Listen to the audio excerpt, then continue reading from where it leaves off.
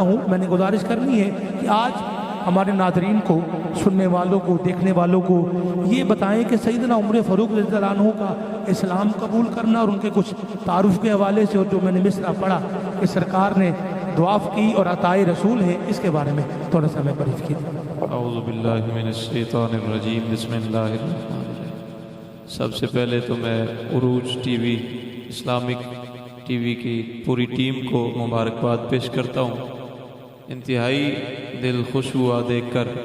رمضان transmission تو ہوتی ہیں، یہ محرم ٹرانسمیشن یہ عروج اسلامک ٹی وی کا خاصہ ہے۔ اللہ تعالیٰ اس چینل کے تمام رفقاء کو، پوری ٹیم کو سلامتی عطا فرمائے۔ قبلہ رب نے قرآن میں فرمایا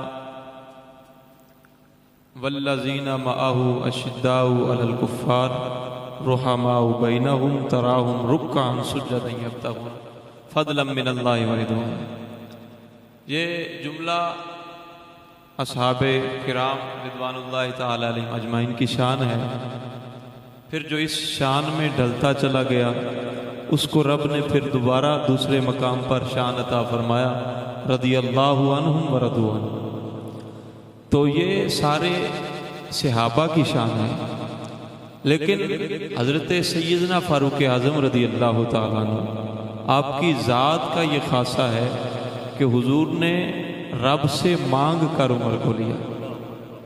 آپ ابتدا میں قرآن کی آپ وضاحت فرما رہے تھے، تلقین کر رہے تھے، تو قرآن حضرت فاروق اعظم کا قبول اسلام اگر دیکھیں تو قرآن ایسی بابرکت کتاب ہے، اگرچہ پیچھے دعائے مصطفیٰ بھی ہے، لیکن اثر قرآن نے دل پہ ایسا پکڑا کہ حضرت فاروق اعظم بول اٹھے کہ ہمشیرہ میری، اے میری بہن، یہ کلام جس سے تو نے سیکھا ہے مجھے اس ہستی کے قدموں میں ڈال دے۔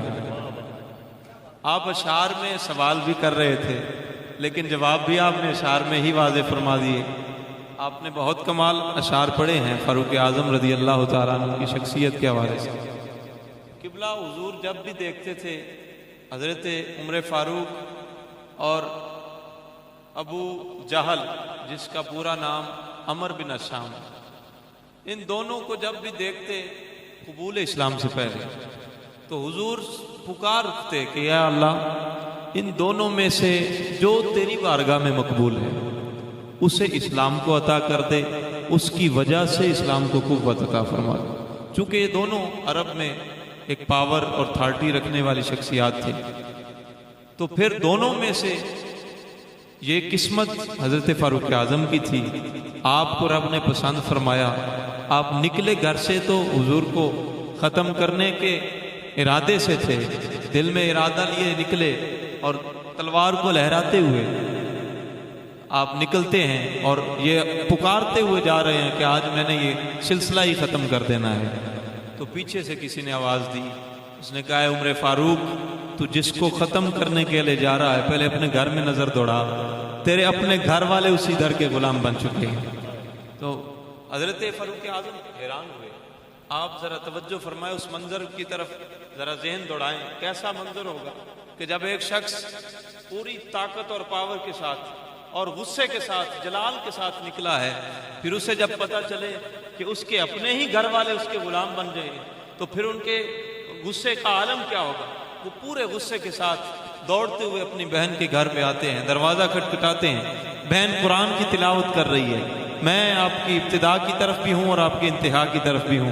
حضرت فاروق اعظم بڑے غصے کے ساتھ، بہن خوف زدہ ہے، ابھی ابتدا ہے، ابھی ابتدا ہی ہے غلامی میں، ابتدا میں بڑی مشکلات ہوتی ہیں، لیکن یہ دین محمدی کا خاصہ ہے کہ جو دامن مصطفیٰ سے لپٹتا جاتا ہے، جتنی جتنی مشکلات میں وہ گرتا چلا جاتا ہے، وہ دامن مصطفیٰ کو اسی طرح مضبوطی کے ساتھ تھامتا چلا جاتا ہے۔ اس کے استقامت میں، اس کے استقام میں مزید اللہ برکتیں عطا فرماتا ہے۔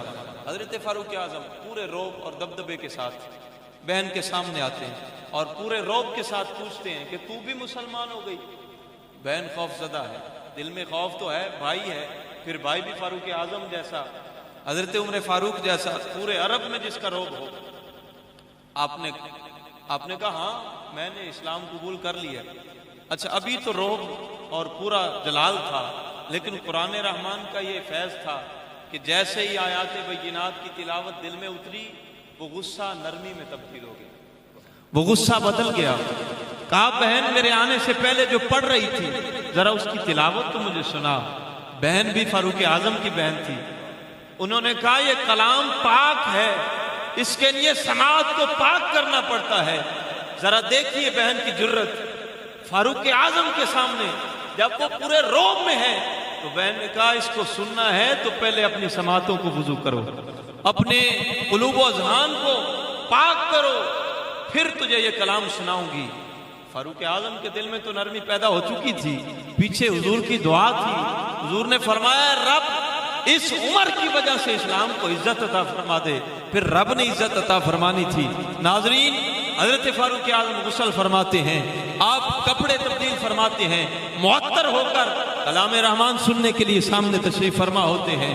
بہن کلام سناتی ہے، کلام بھی وہ کہ جو رب کا کلام ہے، جس کو حضور نے بیان فرمایا۔ عرب کے بڑے بڑے جو شعراء تھے، بڑے بڑے ماہرین جو تھے، جو قرآن کو سامنے مقابل آنے سے ساکت رہے، قاصر رہے، جب کلام رحمان کی آیات بینات انا اعطیناک الکوثر یہ کعبہ کی دیوار پر لٹکائی گئی، بڑے بڑے شعراء دنگ رہ گئے اور یہ کہنے پر مجبور ہو گئے کہ یہ کلام کسی دنیا دار کا نہیں، یہ کوئی عجیب تر کلام ہے۔ پھر وہ کہنے پر مجبور ہو گئے کہ یہ وہی کلام ہے جس کو قرآن میں رب نے کہا لا ریب فیہ، اس میں کوئی شک ہی نہیں۔ وہ قرآن جب فاروق اعظم کے دل پہ اترا، دل میں نرمی پیدا ہوئی، اسلام کی طرف رغبت پیدا ہوئی۔ اب عمر فاروق بول اٹھے، کہا بہن اگر میں قتل کے ارادے سے ہی نکلا تھا لیکن میری قسمت بدل گئی، اب مجھے در رسول پر لے چلو، میں بھی اسی غلامی کا پٹا اپنے گلے میں ڈالنا چاہتا ہوں۔ تو ذرا تصور کریں، حضرت فاروق اعظم دربار مصطفیٰ کی جانب بڑھتے ہیں، صحابہ کرام غمگین ہیں، پریشان ہیں کہ عمر آ رہا ہے، روب ہے نا۔ ابھی 39 صحابہ کرام ہیں، 39 لوگ مسلمان ہیں، حضور کے غلاموں کی تعداد صرف تھوڑی سی ہے، 39 ہیں، 40واں حضرت فاروق اعظم۔ یہ 40 کا عدد بھی بڑا بابرکت ہے، 40 کا عدد بڑا بابرکت ہے، اس کو کھولتے لیکن وقت کے دامن میں یہ گنجائش نہیں۔ میں آگے بڑھتا ہوں، حضرت عمر فاروق قریب آتے ہیں، صحابہ حضور کے کان میں عرض کرتے ہیں حضور عمر آ رہا ہے۔ تو حضور علیہ السلام نے فرمایا وہ تو نگاہ نبوت سے دیکھ چکے تھے، جو ہم نے دعا مانگی ہے عمر بن حشام یا عمر بن خطاب، ان دونوں میں سے کسی ایک کی وجہ سے اسلام کو عزت عطا فرما دے، تو وہ تو پہچان گئے کہ ہی دعا کی وجہ سے عمر فاروق عمر بن خطاب تشریف لا رہے ہیں۔ عمر خطاب تشریف لاتے ہیں، حضور علیہ السلام نے صحابہ سے فرمایا صحابہ پریشان نہ ہو جاؤ، یہ عمر خود نہیں آ رہا، اسے یہاں پہ بھیجا جا رہا ہے۔ حضرت فاروق اعظم جو جیسے جیسے قریب ترین چلتے آ رہے ہیں، دربار مصطفیٰ کے قریب پہنچے اور قدمین شریفین میں لپٹ کر رو کر التجا کرتے ہیں کہ یا رسول اللہ، یا حبیب اللہ، جو جام غلامی کا، جو جام محبت کا میری بہن کو پلایا ہے، میں بھی اسی کا طالب ہوں۔ اسی طرح آپ کلمہ پڑھتے ہیں، اشہد ان لا الہ الا اللہ واشہد ان محمدًا عبدہ ورسولہ۔ ابھی کلمہ پڑھا ہی ہے حضرت، اس سے بڑا تعارف کوئی نہیں حضرت فاروق اعظم کا۔ ابھی کلمہ پڑھا ہی ہے، حضور سے گزارش کرتے ہیں، عرض کرتے ہیں حضور کیا ہم حق پر نہیں ہیں، کیا ہم سچے نہیں ہیں؟ حضور علیہ السلام عرض کرتے ہیں ہم سچے ہیں، ہم سے بڑھ کر کون سچا ہے؟ کہا پھر چھپ کر عبادت کیوں؟ کہا عمر چھپ کر عبادت اس لیے کرتے رہے کہ تمہارے جو ساتھی تھے وہ غالب تھے، وہ طاقت والے تھے، پاور والے تھے، ہم ابھی کمزور تھے، ہمارے پاس اتنی پاور نہیں تھی، تو ہم چھپ کر عبادت کرتے رہے۔ کہا یہ ہو نہیں سکتا، فاروق اسلام میں آ جائے پھر بھی چھپ چھپ کر عبادت کی جائے۔ تو شاعر نے بڑا خوب نقشہ کھینچا، انہوں نے کہا کعبے میں نماز آج ادا ہو کر رہے گی، خطاب کے بیٹے کی آمد کا اثر ہے۔ حضرت فاروق اعظم ابھی اسلام میں آتے ہی ہیں، کہا حضور آؤ اب دیکھتے ہیں کون بھلا روکتا ہے میرے مصطفیٰ کا رستہ۔ آپ نے تلوار نکالی، صحابہ عرض کرتے ہیں ہم 2 صفوں میں بن گئے، 2 صفوں میں بٹ گئے، ایک میں حضرت امیر حمزہ ہیں، ایک میں حضرت فاروق اعظم ہے.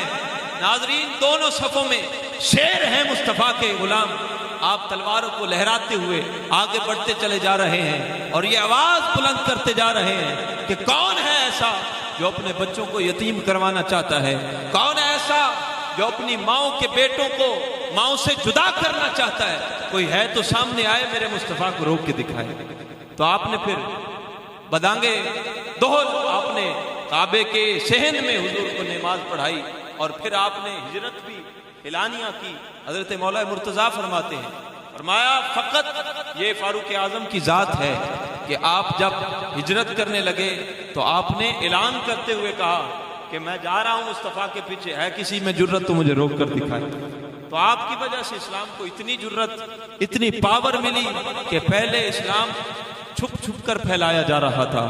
جب فاروق اعظم آئے تو پھر اسلام ڈنکے کی چوٹ پر پھیلایا جاتا رہا، اسلام کا پیغام پہنچایا جاتا رہا. پھر آپ کی برکت سے اللہ نے اسلام کو اتنا عروج عطا فرمایا کہ یہودی بھی بول اٹھے کہ اگر فاروق اعظم چند سال اور زندہ رہ جاتے تو شاید کوئی غیر مسلم بچتا ہی نہ، ہر طرف اسلام ہی اسلام پھیل جاتا. اللہ تعالیٰ کی بارگاہ میں دعا ہے اللہ تعالیٰ ہم سب کو حضرت فاروق اعظم رضی اللہ تعالیٰ عنہ، آپ کے پیغام کو، آپ کے طرز حیات کو، آپ کے جو معاملات تھے ان کو سمجھنے کی توفیق عطا فرمائے. آمین بجاہ النبی الکریم الامین.